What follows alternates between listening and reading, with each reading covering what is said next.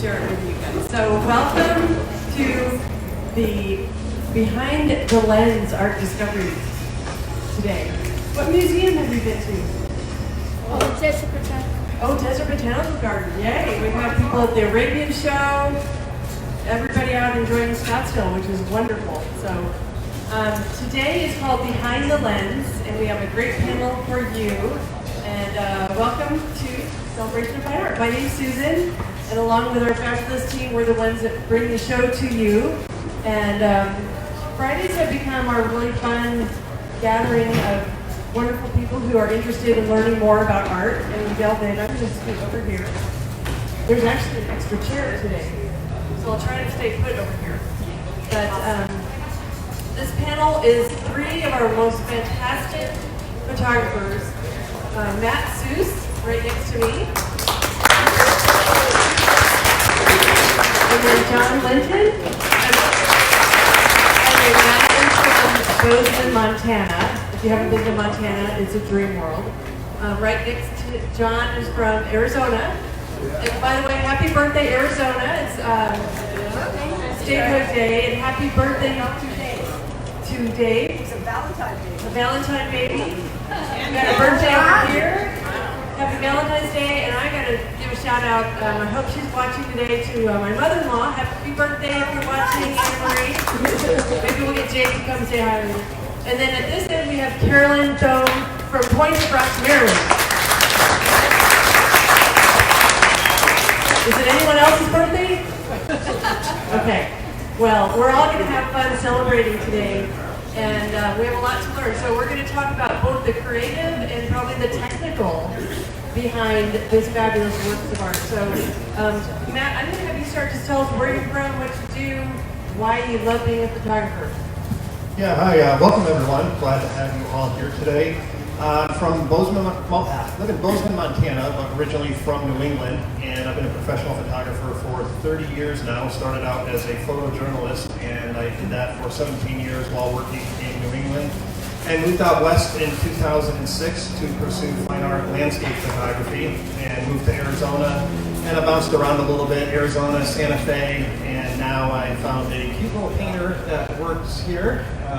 Behind the cameras over there, Whitney Hall. Met her at the show 6 years ago, and 5 years ago, 6 years ago? I don't know. We can't even keep track anymore, and we got engaged a little while ago, and so she brought me up to Montana. During the show. I'm going to get married here.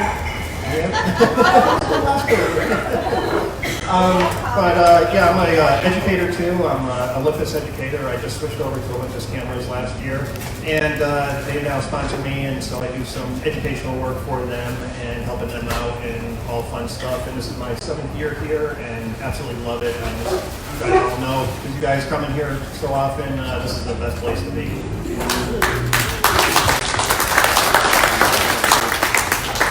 My name is John Linton. I am from Scottsdale, Arizona, and I am at this place, Chicago. And there's probably a few Chicagoans in the room. I get a lot of people from Chicago here that come from the desert. I've been immersed in the art world for nearly 2 decades. I am not too proud and full of some degrees of humility to tell you that I'm an accidental photographer. I published an art magazine for a number of years here in Arizona called Art Book. And with that art publishing, also began creating individual art books for artists. There's actually a couple of artists here in the tent that I created some books for. And you did our 25th anniversary book with me. We did, yeah. We did Susan's book as well. That was 5 years ago. Unbelievable. Yeah, but we've known each other from the magazine. For a long time. My entree into the world of photography was really quite by accident. Although I had played around with a camera for a while, and it was strictly an endeavor, a hobby, I began taking pictures of people on the street photography. A gentleman that I officed with in the publishing world, he passed away from a drug overdose after a car accident. He was prescribed an opioid. We hear about these things routinely these days, sadly. And after the car accident, they prescribed a painkiller that led him addiction. And by the way we measure society in terms of our successes, he had an idyllic life. But addiction doesn't discriminate in terms of our socioeconomic status. So he passed away on the streets, and I decided to use art as an instrument to create a voice for the voiceless, and at the same time pay honor to his memory. So I created a project a number of years ago called I Have a Name. And the first photograph that I took of a man on the street was a homeless veteran. And as I asked his name, he wept. And he had said, you have no idea how long it's been since somebody's asked me who I am. So I knew that because of my work in the field of art and having a lot of friends in the gallery industry, I thought I could probably get a gallery show, know how to publish art, I could probably do a book. So I think I could manage to do my little part here. So we published a book called I Have a Name, did a gallery show back in 2012. The foundation that we created goes out and helps people on the street, the homeless, weekly. That exhibition in photography traveled through the West for a number of years. And I began taking pictures in black and white, like you see here, strictly as a way to feed and reset the emotional constitution of taking pictures out on the street.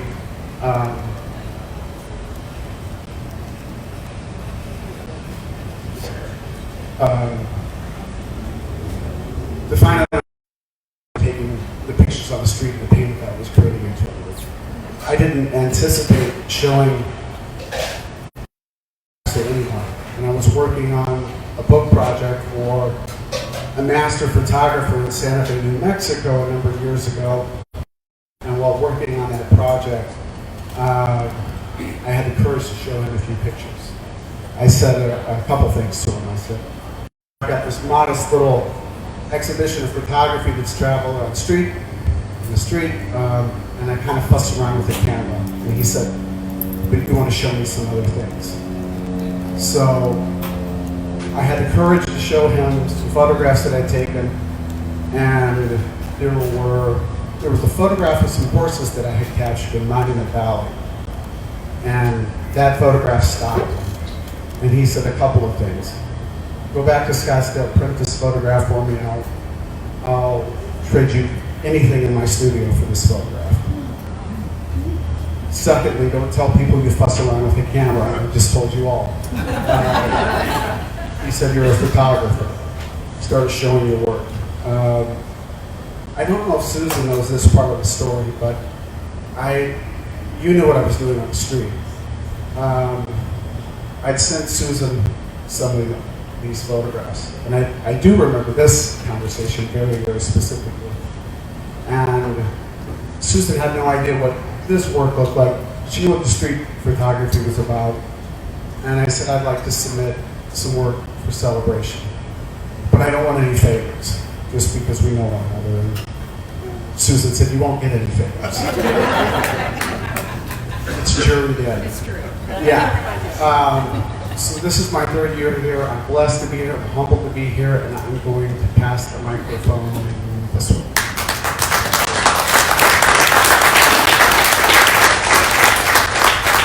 So I'm Carolyn Coe from Point Rocks, Maryland. This is my first year here.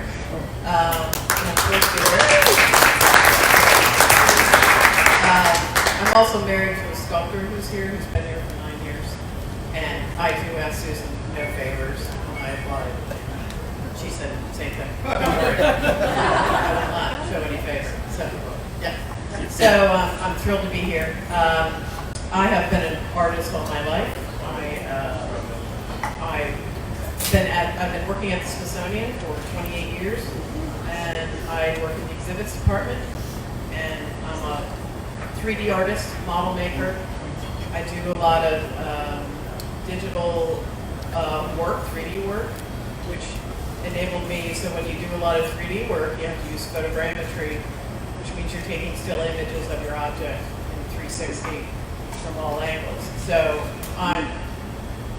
I've been using all my photography abilities at work, but for very different reasons, just to capture some objects that are going to be reproduced or put on the web.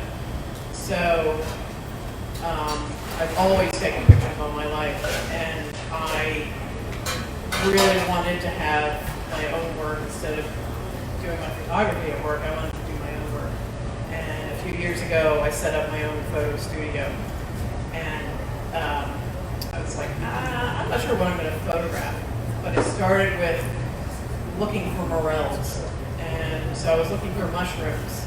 I was not finding any morels because I wasn't very good at it. But what I was finding were all these other beautiful mushrooms. I know you're not seeing any mushrooms here, but if you go to my booth, you will. And so I was like, oh my gosh, these things are gorgeous. You know, I need to bring these back to my studio. So after work, I'd go for a hike. I'd bring home like a load of mushrooms to photograph. I had like pictures of my tabletop full of just mushrooms and dirt and stuff. And I'd spend the evening photographing mushrooms and then get up and go to work the next morning. And so doing that, when I'm out hiking in the woods, you find other things. So that just led me to, I came out here this summer, collected some desert feet, knowing I would be here, and I've been shooting some cholla and some other cactus and some bird egg and things like that. So I'm thrilled to be able to show my work here. This is really exciting. We can get into the technical aspect later, but that's it.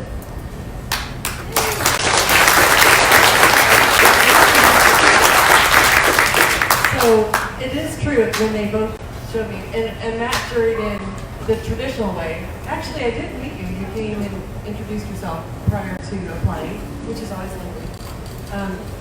But I remember, vividly both of the conversations with you guys, and love your I Have a Name project, John.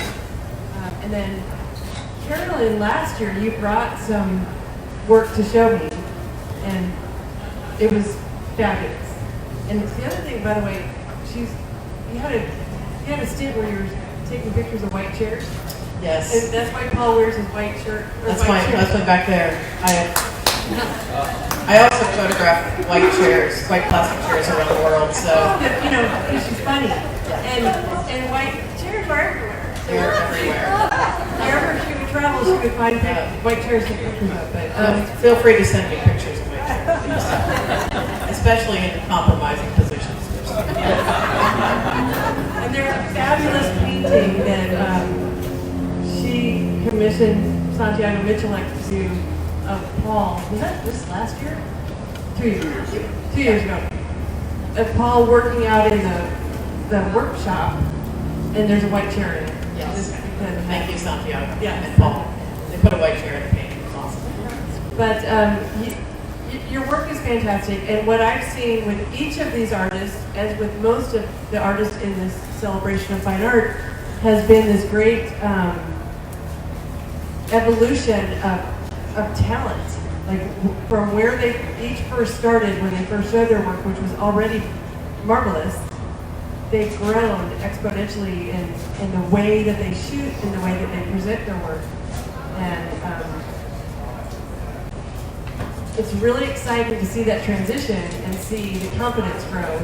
And for me, I love all art forms, and sometimes photography can be overlooked, and we definitely recognize fine art photography and feel like we have three of the very best with us right here. And a lot of adventures come with what each of you do. I mean, I know you've been playing in the forest and on the beach, finding things, and you have traveled the world. So maybe a little bit of the story of some of the inspiration, and then it's going to be real fun to get into some of the technical of the things you're working on.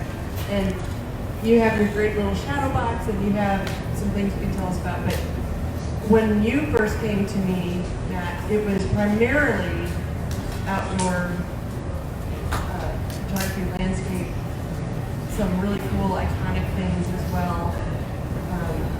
And I made him go back. He only brought one piece, and you may not be able to see it from your seat. You can come up and look at it later. But We spent some time this summer in Montana on a really fun art trip, and Kirk Randall and Matt and I and our significant others just had a blast, didn't we? But I'm kind of talking for you, but I want you to talk about your one of a kinds that you're doing this year instead of the limited edition. One of a kind, one print. Edition of 9. That's what I said. This horse over here is like it stopped me in my tracks. He captured just the cold weather, the whiskers have the frost and the breath coming out. I mean, it's spectacular. That's a 1 in a million shot. So just talk about some of your favorite shots, and then we'll talk about it. Yeah, thank you. I'm glad you really resonate to that piece. Yeah, when I came in here 7 years ago, I was really known as a landscape photographer in all the usual places, Grand Canyon, Antelope Canyon, all sorts of things like that.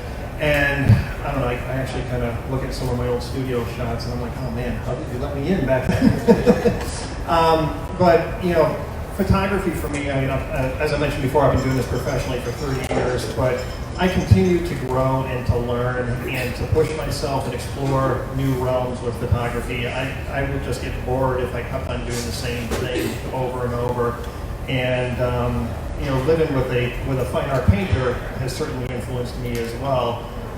Whitney does a lot of great animal portraits and paintings, and so it's just been amazing being able to go for walks and just talk about the color in the sky and the shades and the tones of certain things. And I enjoy photographing wildlife too, so that gives us a really nice connection when we're going out into the field. Also makes it really easy when we're trying to plan vacations, if we ever take time off. Trips and all that stuff. We took a day off last week just to go to the zoo and photograph the animals. So, but I've been evolving and really pushing myself photographically, especially in the last year. I wanted to rededicate myself coming back this year with a whole new body of work, and I started the moment I left the show last year in April. And if you come to my studio, all my big pieces were all photographed from April onto literally like December. I was still producing work for the show, and actually even in my studio the other day, I got some prints here that I just photographed the other day. So it's really been evolving in not the landscapes anymore, but I really want to get in touch with the subject so you can feel the emotion of the subject. It's not about the location anymore, it's about the light and the impact that you have and the emotion that you have with the image. Also focusing on a lot more of trying to show time in just a single image, as opposed to just like a 60th of a second. This photo over here is a long exposure of actually acrylic paint. I photographed that in a water tank, and what I was doing was lights were completely off. I was using ultraviolet lights, UV light, and it's a long exposure with a white flower sitting on the top of the water, and I have this neon acrylic paint that I'm using to then drip in there and then use a long exposure, and everything that's on the bottom, that's all caused from that long exposure of the paint slowly sinking down into the bottom of the tank. So doing this, it's actually, I'm actually kind of almost like a painter in a sense. I'm painting in water, and the only way I can show you that is by just capturing it on film, because it then instantly changes and instantly disappears. I did a couple other things here the other day in my studio, and this was of some roses. I was doing this for a project for Olympus. They wanted some photos of roses for the holiday, and so I was doing that again with that time exposure with different acrylic inks and putting them in specific places and having them drip down slowly and taking a whole lot of shots. Did it with that and with this rose here too, close-up of that. And so, photography is fun again for me, doing all of this experimentation and just having a blast. And this show, inspires you to keep on pushing and keep on improving your own artwork. I'm sure pretty much every artist here can relate to that, and we've all gone through changes and struggles. I struggled last year just as an artist creatively, and that's where I rededicated myself to come back for this year, and really excited with what I got.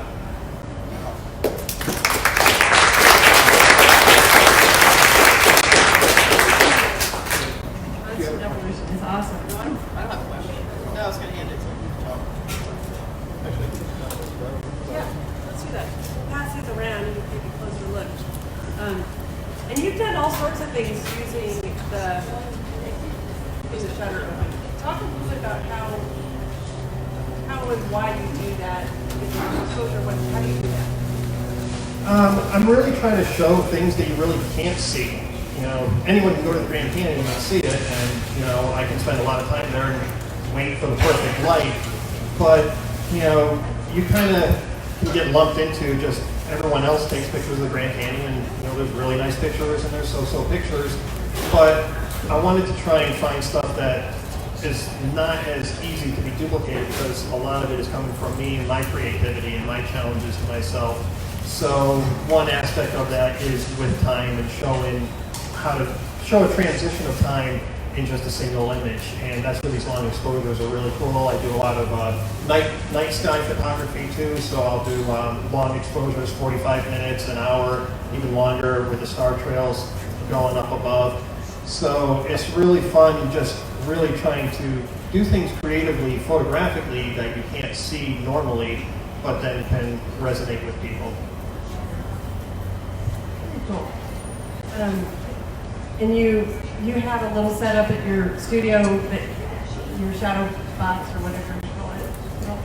Yeah, I just created a small little, well, it's like a 2-foot square box that I just got some hardboard at Home Depot and got some black felt and wrapped it around there, and so I can make it a total black enclosure, so I can do the UV photography, because you need that. That has to be under complete darkness. But I'm even experimenting with adding a little bit of daylight in on that, which I did with those flowers. And so it's, you know, I now basically have a mobile studio, and you know, it allows me to do some photographs in here too, and continue working on things that I started developing over the winter. And Carolyn, you have a cool, did you bring it up here? What? Your little mini, My little studio? Or my... your little thing that you shoot your pictures in? No, I didn't Okay. bring it up. No. Well, I have a little, I bought like a little $15 little, you know, things that people buy to sell things on eBay, a little photo studio. And I have some small rechargeable lights. So I'm able to shoot similar to Matt. I'm able to, while I'm here, I'm able to work. So I'm finding things as I'm here. I have a stockpile of things to photograph in my cabinet. So every day I'm photographing new things. And let's talk about your subject matter. Yeah. so, well, this one is hot off the press. This one I photographed last week, and I just got the print in today. So How big was that? It's about that big. Where was it? I actually bought that. I did. So I went to the nursery up on Scottsdale, and I found that one. I was like, oh my gosh, what a beautiful little bloom. It's like, you are mine. So yeah. So I like to show where they all come from. So that's why I like to show the roots. Same with all the mushrooms. I try to incorporate part of the earth that it comes from in some of my photographs. So I like to give them a little bit of context, but also just spotlight, you know, what they are, and just, you know, it really makes me slow down and look at every little thing. I mean, you don't have to go far to appreciate small things. And so over here, whoever's been in my booth will know what that is, but it's out of scale. But if people already know what it is, don't say anything. Hey. So, any guesses on what that is? No. Oh, yeah. Guacamole on a donut hole? That is a new one. Yep, it is a tennis ball. So I was out walking my dog, and we have tennis courts by our house, and every time we go by the tennis courts, he looks at us and asks permission to go in the woods and find tennis balls.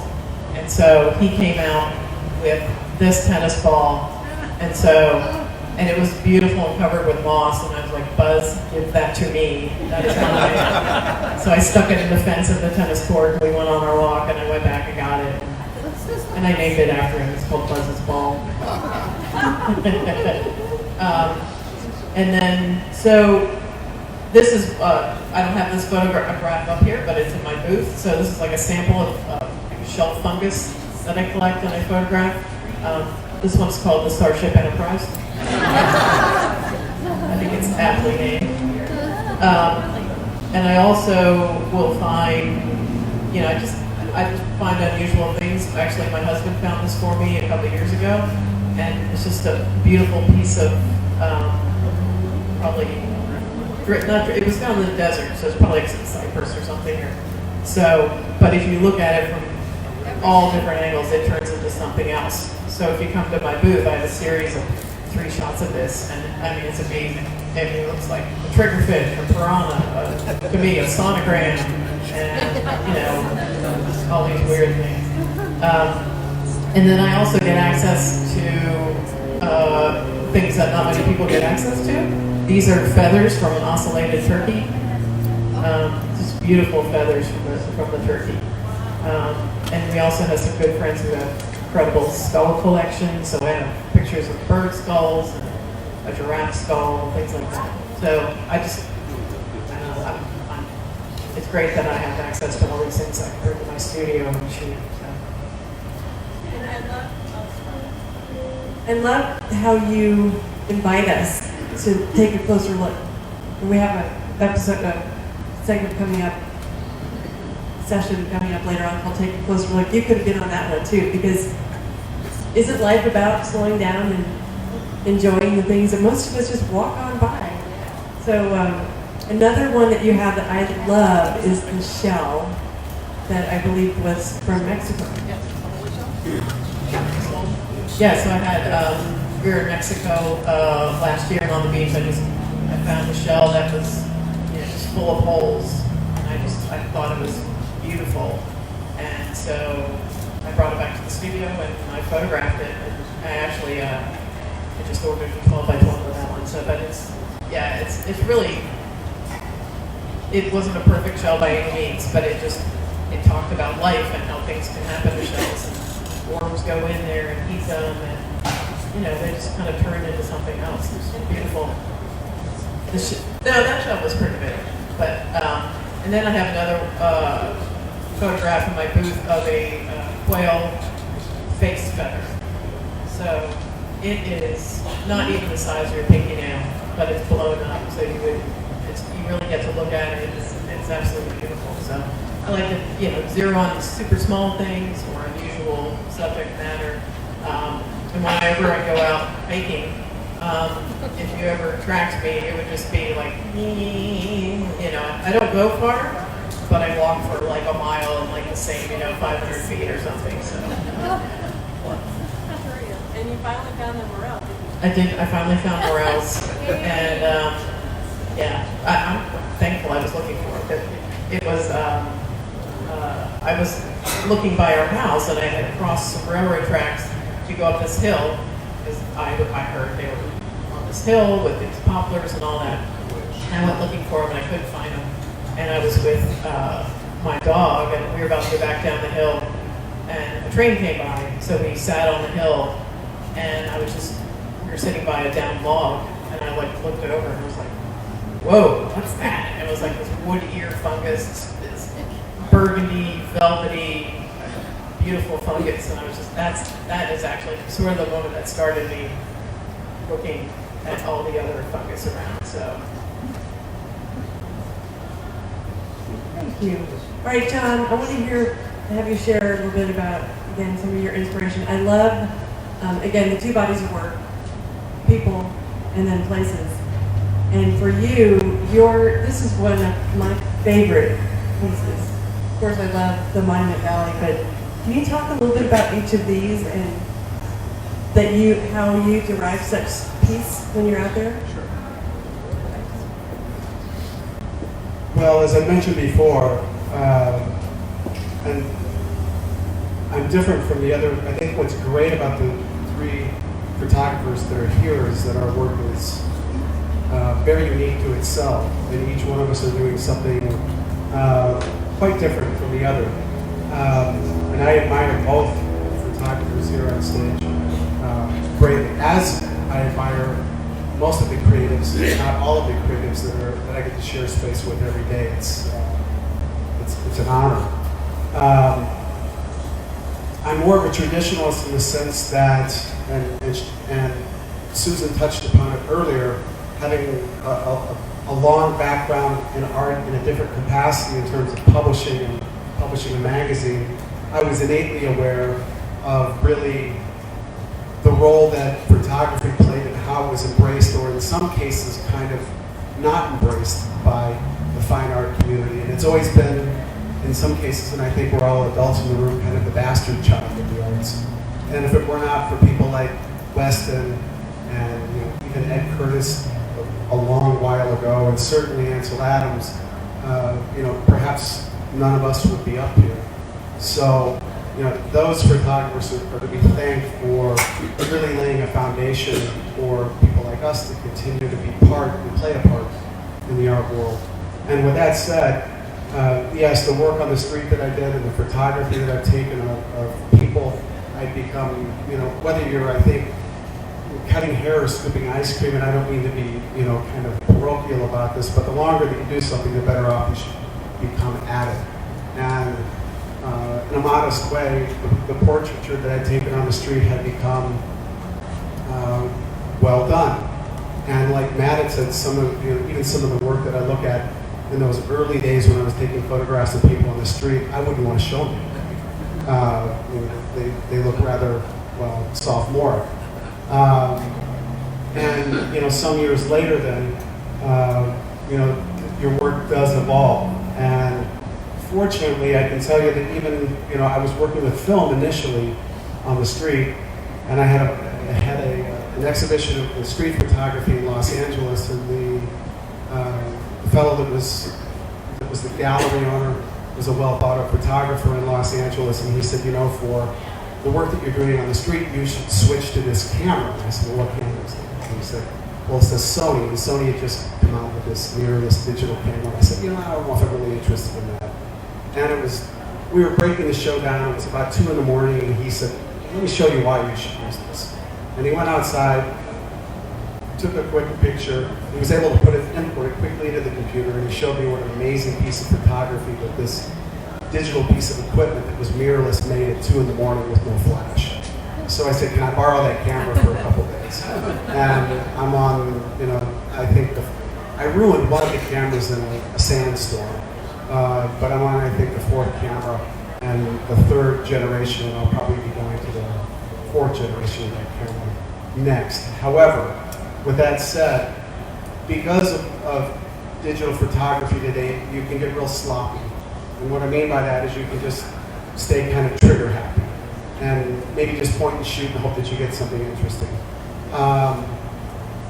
When I was working with that man that encouraged me to send Susan some work, in doing a book for him, or the conversations about doing a book for him, he changed the way that I make photographs today, make pictures. And as I began becoming comfortable with working in, I guess, what we would call a digital darkroom, and the irony is that it's called Lightroom, we were out, and he's an elderly man, he can't really travel much anymore. So I asked him if he wanted to go somewhere special. And he said, I'd like to go to Shipping. I haven't been there for a long time. And I was just sharing with this young man back here, his grandparents were kind enough to bring him in today, last year when they were here. The work that I was showing was from Havana, Cuba, and it was vastly different than what we're looking at. It was all in color. So they brought the grandson back to see the black and white work today, and that was thoughtful of them. And we were sharing a story about Shiprock. So Mr. Belcher wanted to go here. And it was interesting because he hadn't been there for almost a decade and a half. He's in his late 70s. He wouldn't know what Google necessarily was. He certainly wouldn't know how to operate a smartphone, and I wasn't about ready to tell him that I think that I can get there just by plugging in something into my smartphone. And it was amazing to me that he knew the way in, he knew the back way in, and when we got there, he said, "You're going to walk about 2 miles towards Shipwreck, and you're going to stay there until the sun goes down. And when you come back, I'm going to check your camera." And he said, "And I don't want to see more than 3 or 4 shots." And to be fair, I took 5. But I understood what he was talking about, and it changed everything for me. And what it meant was, and it's something that I talk about, a good picture. I don't know. It's I can't even remember my own quote, so forgive me. A good photograph, and I mean this sincerely, a good photograph is seen with the eyes, but a great photograph is felt in the soul. And this is what Mr. Belcher was talking about, being present. And I think in today's world, we can all get so distracted very quickly. And when I'm in these places, I'm there for a multitude of reasons. I'm hopeful to make art, and I'm hopeful to find some peace internally, and then I'm hopeful to translate that into something that you all can enjoy. I can remember, and Susan, and many of you in the audience may remember a great artist I had the pleasure to work with years and years ago named Fritz Shoulder. And I used to spend a lot of time in Fritz Shoulder's studio. And he was a man that was not only a brilliant painter, and had traded work with Andy Warhol, but he had an amazing mind. I mean, his IQ level must have been off the charts. I mean, I would go home after spending an hour or 2 in his studio, and I would literally have to decompress from information overload. And on one occasion, he said something to me, and it remained, I remember it, this is going back almost 20 years now. He said, "What makes a piece of art interesting against a piece of art that you just walk by and it doesn't get your attention?" And I said, "Well, I know you know the answer, so don't torture me anymore." What is it? And he said, "Mystery." So what I'm trying to do with a lot of my photographs, I keep that in mind. And if there's a little mystery in any of these, well, then I've done my job. The piece that I wanted to talk about specifically, though, and I'll try to make this brief as best I can, and I had mentioned to Ed and Shay. They had purchased this piece earlier today, and I told them that I would share the story of how that photograph came to be.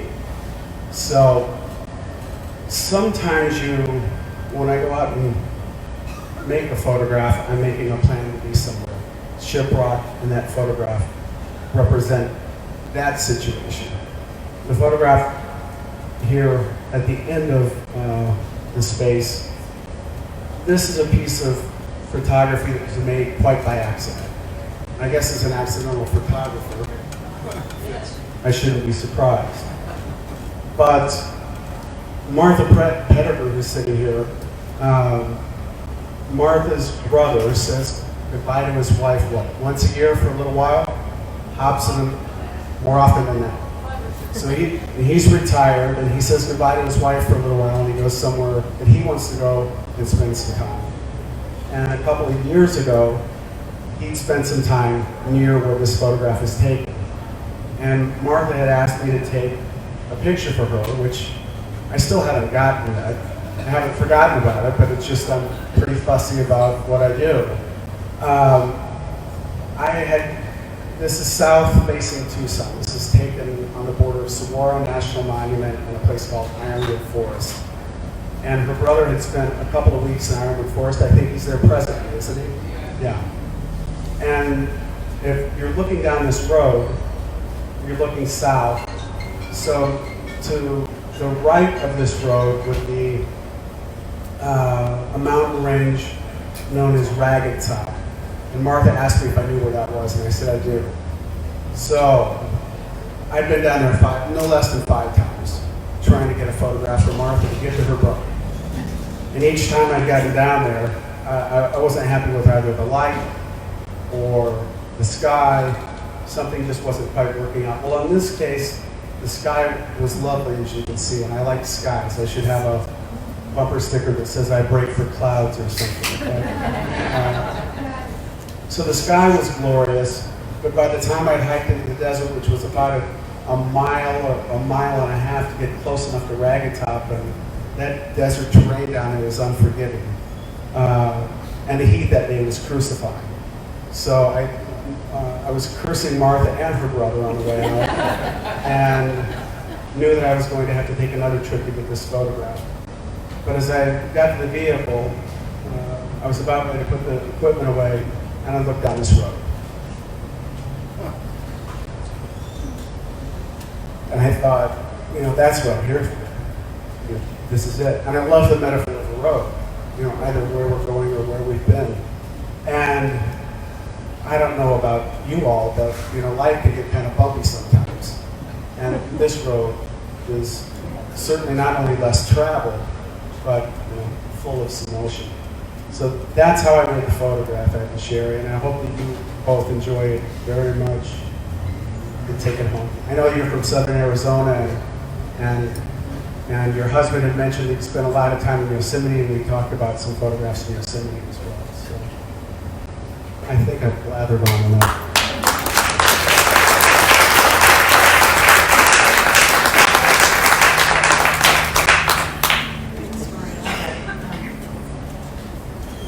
All of you have definitely got soul, and you are doing your job at getting people to stir the emotions. Your creativity is magnificent. The composition, color, the lighting. We know lighting is the ultimate. But I'm curious, and maybe some of our people here are, about equipment. I also know that each one of you are extremely picky about quality. You use finest places for printing, you use finest quality, your equipment that you use, we know how important that is. And again, both the equipment you use to shoot it and the equipment you use to edit. And I do think it's funny that the darkroom is now the Lightroom. I can resize a photo, like make it bigger or smaller. That's probably about, I can rename a file. I can crop, yep. I can even make it lighter or darker, and I always go to Mac. How do I do Mac? Help me. But who else is maybe interested in hearing more about the equipment? Anyone? Yeah. So let's just go down the line and talk about to you what's important and what are your go-tos and must-use, and maybe a tip on how to do something besides crop. Yeah, John, I feel sorry for you. If you were shooting with Olympus, you might not have lost that camera in the sandstorm.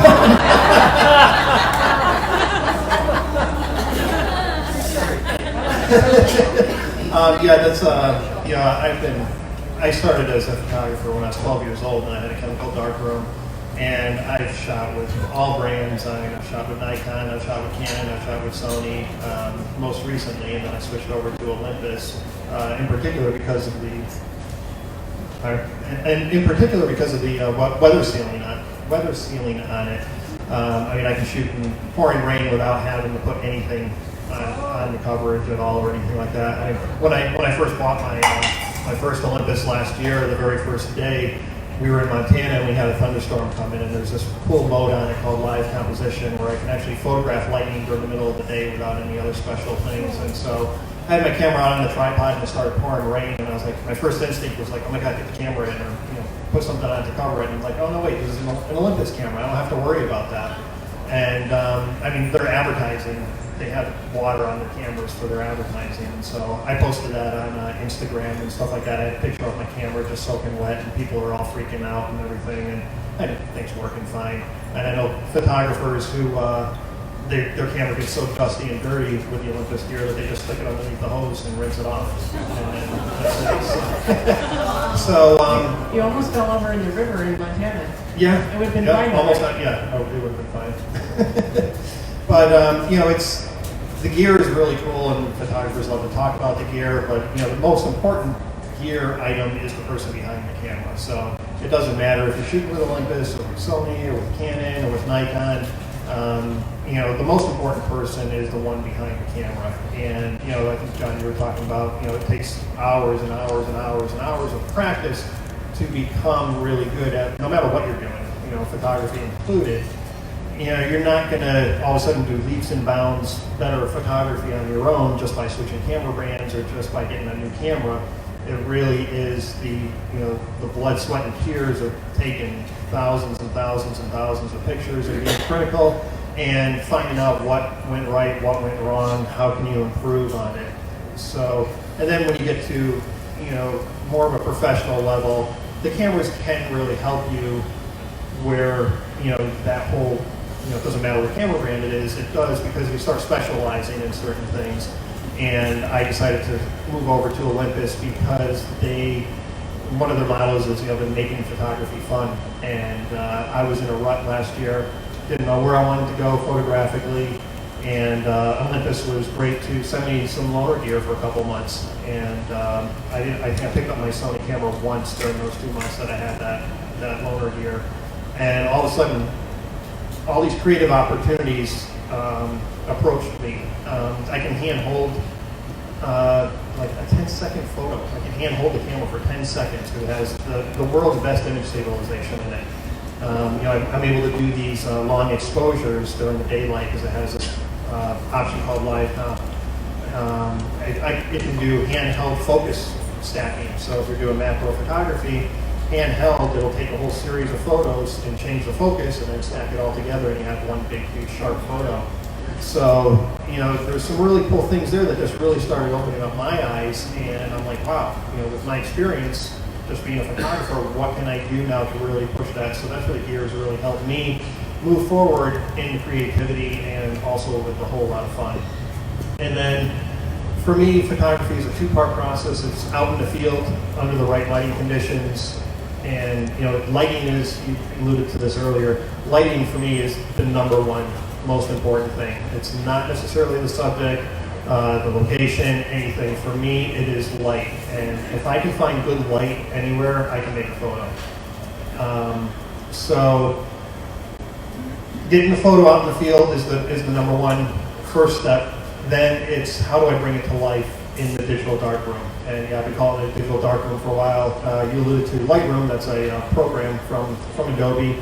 There's tons of software programs that I use. I have to, as an educator, I have to be on top of all those software programs. And so I probably have about, at least 20 different software programs. I've been on a real kick lately with doing the macro photography and doing other types of creative photography now where, geez, Whitney, how many lights do I now own? I've got just gone crazy on getting lights. When I used to be a photojournalist, I used to love studio work, and so I'd do a portrait and I'd have 7 lights on the person. So I love doing things in a little smaller scene now too, like with the those UV flowers that we passed around. I had 6 UV lights on it, plus 2 other white lights shining on it for a total of 8 lights. So you can really get wrapped up in the gear and go gear overboard. I probably am starting to get that way with all the lighting equipment I have, but I'm using all of it every day for all my work, so just a little bit. And now I'm shooting a lot more video too, so then there's the video editing and now the wireless microphones and all sorts of stuff. So yeah, painters have it easy. Just a canvas and a little bit of paint and a paintbrush, and boy. How much is your most expensive paintbrush? So. And then the sculptors have it really easy because it's also light when you do it. Joke so printing is also really important. That you all choose very carefully where you have your photographs printed and on what material. You want to touch on that or somebody else? I'll talk about that a little bit. So I first started doing the studio work about 3 years ago, and I tried a couple vendors, and it was hit or miss. Sometimes they come back good, sometimes they weren't. And then I finally landed on this is Bay Photo is who I use, and they're consistent, they're fast. So like I said, I shot that cactus last week. I have this here. So They're super consistent. And these are all printed on aluminum. Well, it's called a dye sublimation transfer. So it's printed on one material and then it's transferred to the aluminum with a heat press. So I just like the clean look of it. My subject is, the way I photograph is contemporary, so this is a nice contemporary look. It's not about the frame, it's about the subject. So I just wanted to keep focus on the subject, and that's why I chose the metal prints. And I'm going to run through quick on my equipment. I'm not particulars, this is just what I use. I use a Nikon D850, and for all these images I use a 105 macro lens. All these images are focus stacked, not in the camera, but my camera will, I can set it to automatically focus stack with, I can change all the settings. So each image that I shoot can range from 20 to 70 separate images that are all merged together. It takes all the focus parts of each image and merges it all together into one. It's not that simple, but you have to go back in and do a little clean up and stuff. But I use Lightroom, Photoshop, Helicon Focus, Zarine Stacker for the focus stacking. Very cool. Thank you. And yes, I think your work is so great on the aluminum because it's super contemporary. I think mine falls somewhere in the middle here. And yet, if you look at the work that's black and white that's mine, you'll see that there's no glass that goes over the front of the work. And I had, this wasn't something that I created, but rather adopted. The show that I had in Los Angeles where the man had let me borrow his Sony camera, and Olympus is something to consider. I'm with Sony presently, and happy with it to a certain degree, with the exception of there is one thing, in working with that equipment, I don't change lenses in the field, and especially in the climate that I shoot in, primarily here in the Southwest. There's dust all over the place. I mean, you have to clean these. Everyone knows you have to clean this stuff in here every day. We need to talk. Some of this has that covered too. Sounds like Matt and I'll have a conversation about that. So, but the brand that I'm currently using is Sony, and I don't change lenses in the field because it can be a very messy proposition. From a technical standpoint, there isn't anything really here that I could share with you that's going to educate you sufficiently to give you knowledge that'll change the way you take photographs. The only thing that I would encourage is continue, if you're interested in photography, keep making photographs. I'm not sure who this quote's attributed to. It may have been Curtis, it may have been Weston, it was probably Ansel Adams, and he said, your first 1,000 photographs are crap. So, so keep making photographs. I spend more time really less concerned about the technical component and more concerned about maybe the creative spirit and the headspace I'm in terms of creating photography. I remember giving a talk at a high school here in Phoenix that was just an art school, and one of the kids, full of adolescent exuberance, said, "If you give me a $10,000 camera, I'll make a great picture." And I said, maybe. And so the reality is that it takes patience, it takes practice, and it takes perseverance. As far as the work itself, then what I did is I adopted something from the friend of mine that owned the gallery in Los Angeles. I loved the way that he presented his work, and I asked him how that was accomplished. How could you deliver a piece of photography and make it dimensional without the necessity for glass, and without necessarily being I love the work that's here on metal and Matt's work as well, and I know a lot of people are printing on acrylic and glass and different things. What I'm printing on is paper, and this is the paper that Fuji makes. It's archival, it's acid-free, and I work here with probably in Phoenix. The best place to get your printing done is, if there are Phoenicians here that are interested in photography, is Tempe Camera. They've been around since 1972, and anyone that really thinks much about photography, that's where they'll tell you to go. So I've worked with Tempe Camera for a number of years now, and they do the printing for me. But essentially what this is, it's a piece of paper. To make it very, very simple to understand, it's a piece of paper, and that piece of paper is treated then with it starts out as a glossy piece of paper, ironically enough, and a soft matte laminate coating is applied. Effectively, it runs under a dryer, and it cures for a few days, and after that curing process, then it's sufficiently protected to such a degree that it doesn't necessitate the use of glass. And then what you're left with is imagery that, if you look at this, and I hope, under the right light, we're a little bit at a disadvantage right here presently, but you really start to see, the dimensional aspects that last sometimes for minutes. So that's a little bit about my process. Just as the aluminum is perfect for repairs, the paper is perfect for your. Right.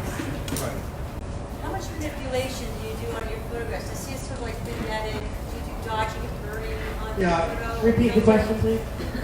She asked how much manipulation is involved in the individual photography. Interestingly enough, there's an exhibition at the Phoenix Museum of Art right now with Ansel Adams' work. And I can remember seeing the piece that he's really, that changed, I think, his work and the way people perceive his work. And it was Moonrise over Hernandez. And if you were to look at that particular piece of photography in terms of if anybody's been there, and I think some people have, if you look at the piece of film that came out of his camera, the negative, and then you look at what he did in the dark room, lots of manipulation. In fact, not to diminish that imagery, but you kind of look at it and you're like, oh well. And then you see what he did to it and you're like, oh wow. So how much manipulation? Enough that I'm happy.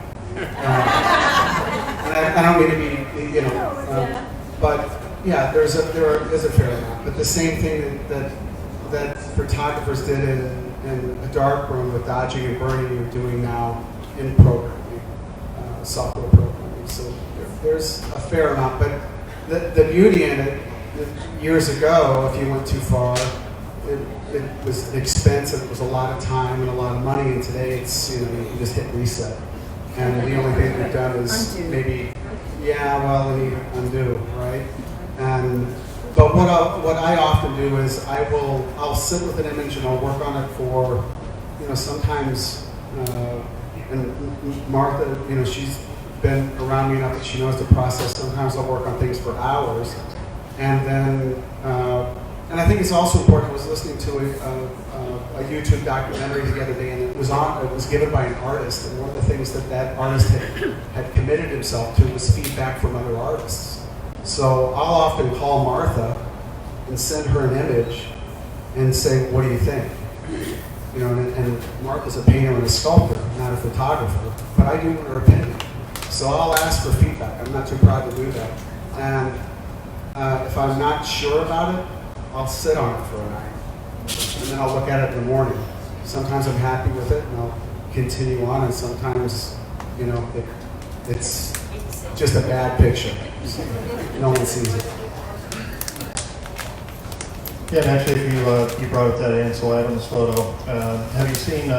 It's interesting if you look at his very first prints of that image, and then you look at his last ones. The sky got darker and darker in the clouds, but he didn't just go from a really bright image to a dark image. Over the years, his style kept on changing, and you look at prints over a different number of years, and that sky ended up getting darker and darker, just because his style and his way of seeing things changed over time. And I think that happens to all of us as well.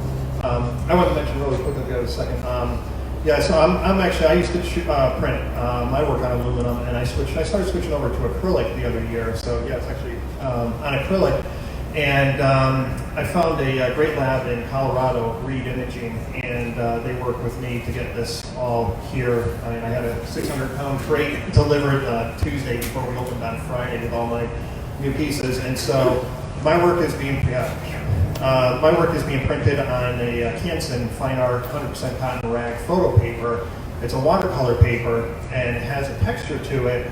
And I found out I'm the first photographer in basically North America to have this photography work printed this way on acrylic, because Reed is the only lab in North America that does their acrylic this way. Normally when you have an acrylic print made of all the other labs, you have the photo print, and then there's a laminate that's put on top of the photo print, and then the sheet of acrylic is then adhered to that other side of that laminate. And what I've found out is that there's the potential for that laminate to eventually fail over time. Now, not only that, that laminate also prevents you from having watercolor paper that has all these little divots and everything, laminate on there, so you see all these air pockets. So they're using a process called the Diasec process out in Germany, where it's actually gel. And so this gel then seeps all into the cracks of the paper, adheres to it, and it's 100% fail-proof. It's never failed before, but it also allows you now to enjoy the texture of the paper, and you enjoy printing on paper. I used to always print on paper, and it's really enjoyable getting back to really nice fine art quality paper that has that little texture and that little sparkle and everything. And it really is image dependent. When I was shooting the landscapes, I really liked the aluminum, and that seemed to work and translate well with that. And then switching where I'm at now, I'm really excited with this new printing process that I came across. Excellent, thank you. Wow. Yeah.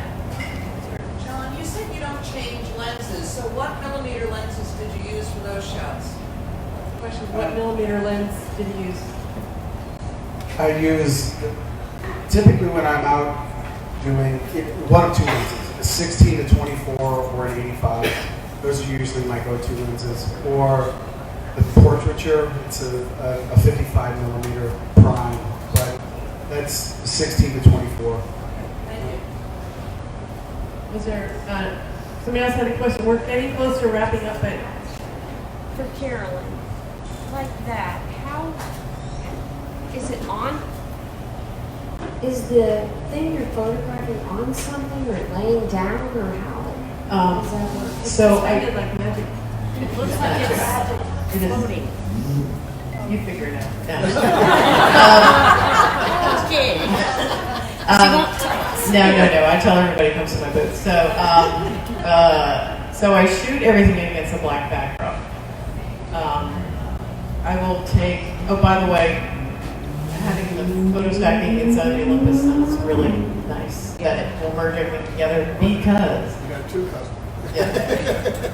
And because whenever I'll get to it, but whenever I do photo stacking, each of my images is like 95 megabytes, and so I will end up with like a 2 gigabyte file in Photoshop, and then I'll put it into the photo stacking software can handle that really well, and then that goes into Photoshop, and it ends up as like a 200 megabyte file, smaller, and then it goes to a JPEG, and then it gets smaller. But so I shoot against a black backdrop. I will take that image, bring it into Photoshop. I will mask out the black backdrop, and I will Photoshop out any supports. Everything is on a wire or a pin. They're all shot upright. They're not laying down on anything. So they're all upright, so I can really light all around it. So if you go and you see some of my mushrooms, they look like they're just glowing from underneath. That's because they're up higher, and I'm able to get some reflectors up in there. And then I use I have one single black backdrop digital image. So I will use that for all my images, so it's consistent when they're all on the wall. That's so smart. And by the way, your tennis ball doesn't have like the little pin in it. Oh yeah, so this is how I photographed it, was with this little piece of wire, and then I clamp it onto like some hemostats or so. Problem solving, always. Problem solving. Love it. Okay, any other questions? All right, you've been a great audience.